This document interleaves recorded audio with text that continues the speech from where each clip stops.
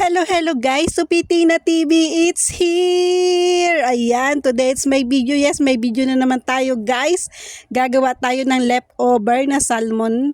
Gagawin natin siyang salmon cake. Ayan, kung meron kayong patatas or potato, ay lalaga nyo lang at imamash nyo. Tapos, kapag namash nyo na, lalagay nyo na yung salmon na hinimay-himay. Tapos, lagyan nyo na rin ang mga ricado na gusto nyo. Nilagay ko lang dyan paminta at seasoning, saka salt. Ayan.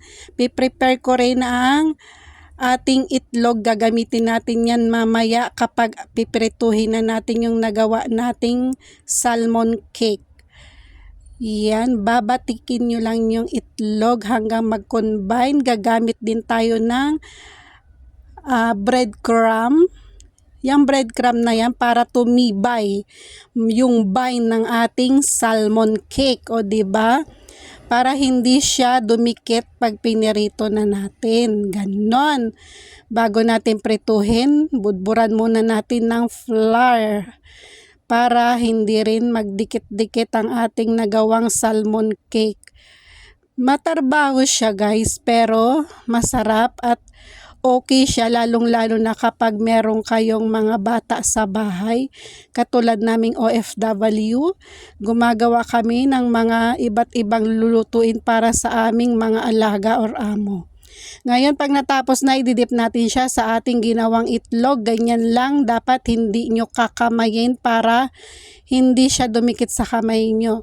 Pag nadip nyo na, ilagay natin siya sa breadcrumb, o diba, ayan, para hindi lang siya magdikit-dikit pag pinirito at masarap, may crunchy siyang matitikman nyo, crunchy na outside, soft sa inside, o diba, may ganon.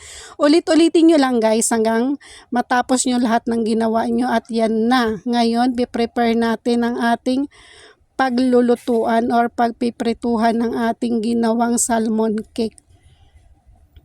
O diba, kahit siguro mga isda o kaya iba pang isda na meron kayong leftover, pwede siguro nating gawing ganyan. Kasi kahit ano yan, basta okay na makakain, go lang tayo, o diba?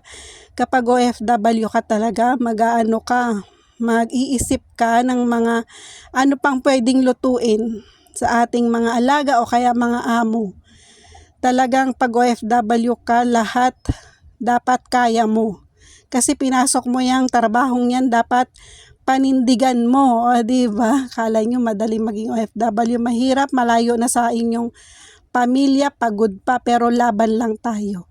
Yan, pag nag-golden brown na siya guys, baliktarin nyo na para maging okay siya. Yung mga gilid-gilid, hindi siya na ng mantika. Kung konti lang mantika na ginamit nyo, hindi siya naaabot.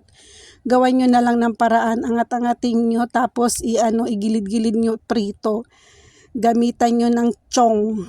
Ayan, yung pangsipit, o diba, kung yung nakikita nyo kung anong ginagawa. Pag okay na at golden brown na guys, pwede na nating hanguin para ipalamigin. O diba, leftover na salmon pwedeng maging special na salmon cake.